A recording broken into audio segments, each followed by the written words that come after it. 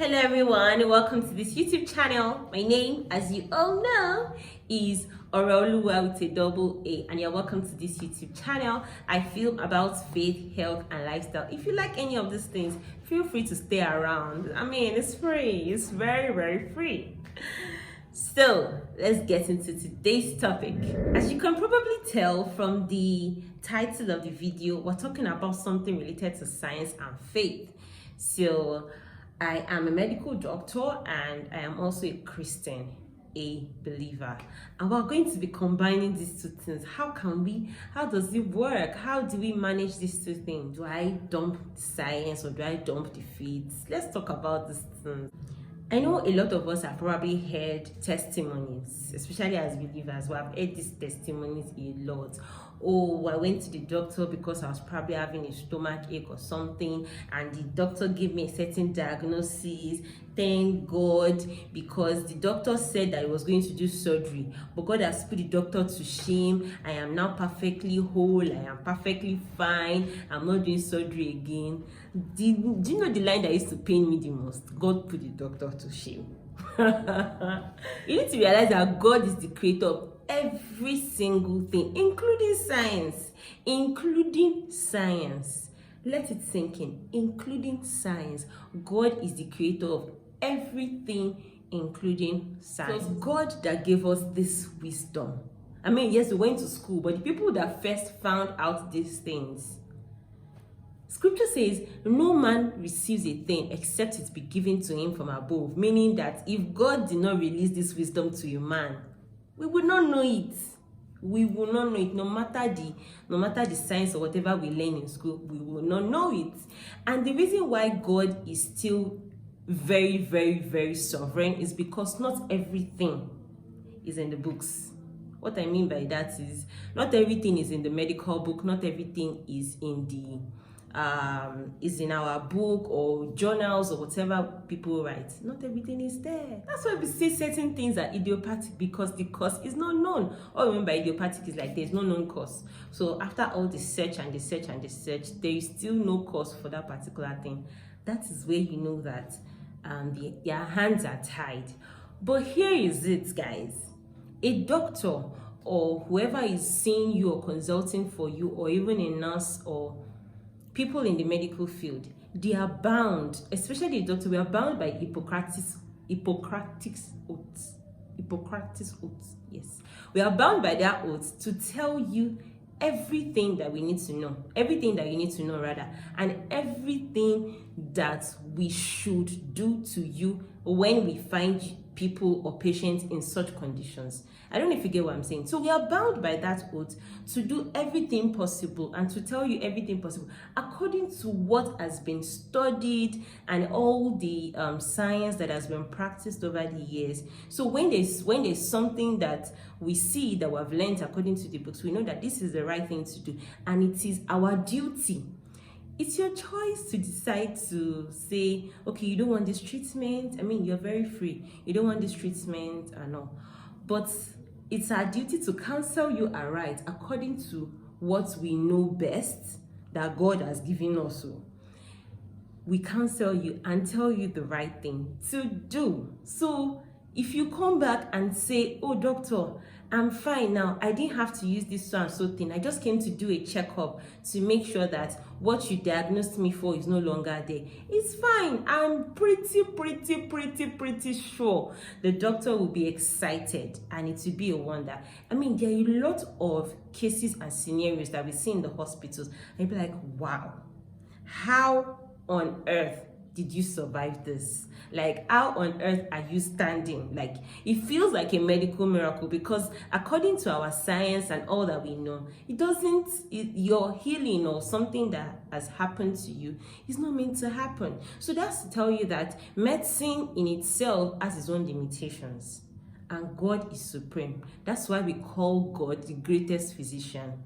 You know, we see across scriptures tons and tons of miracles that Jesus Christ did in the flesh, in the form of flesh as human.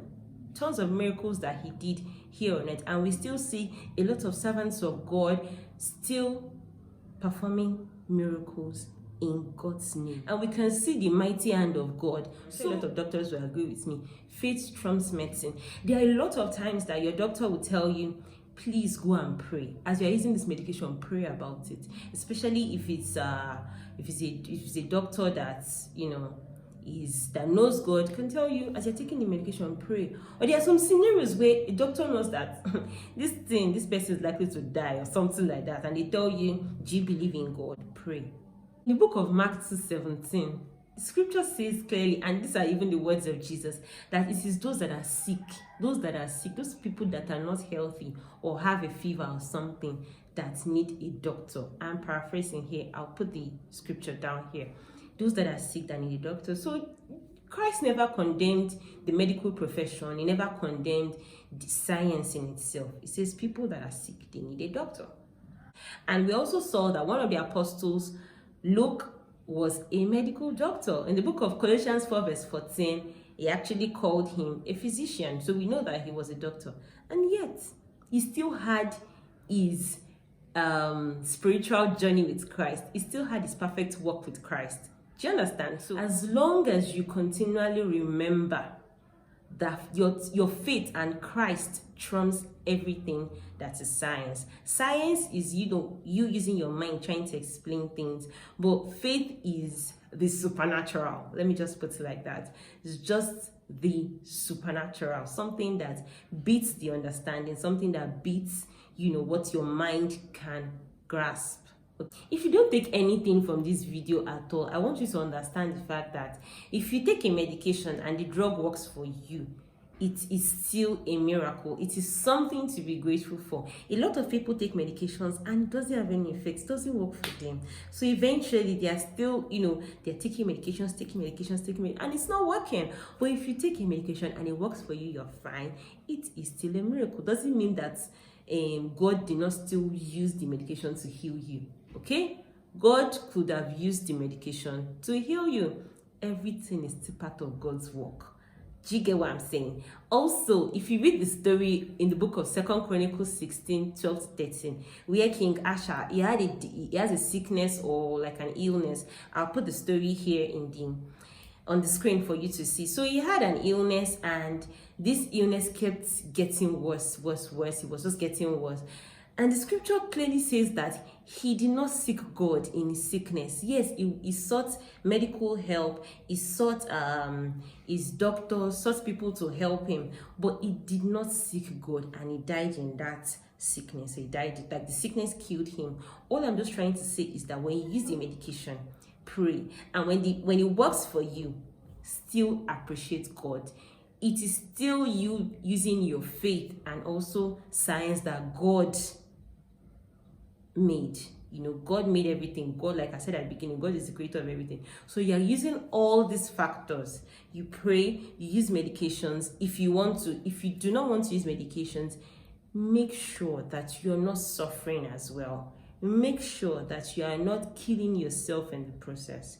Okay, but if you use these medications and it works for you alongside this prayer, it is still a testimony and God is still glorified. Okay, the reason why a lot of people will still need to use medication is because not everybody has the faith to be able to attract such blessings and miracles. Not everybody has that kind of faith to receive supernatural healing or divine healing just like that. Some people do, some people don't. If you don't think you have such a faith, do not kill yourself or do not make yourself just suffer. Like don't suffer, don't kill yourself if you do not have this type of faith. But if you do, please, I encourage you to hold on to that because it is very rare. It is very, very rare. So all in all, I'm just trying to say in this video that your health matters to God.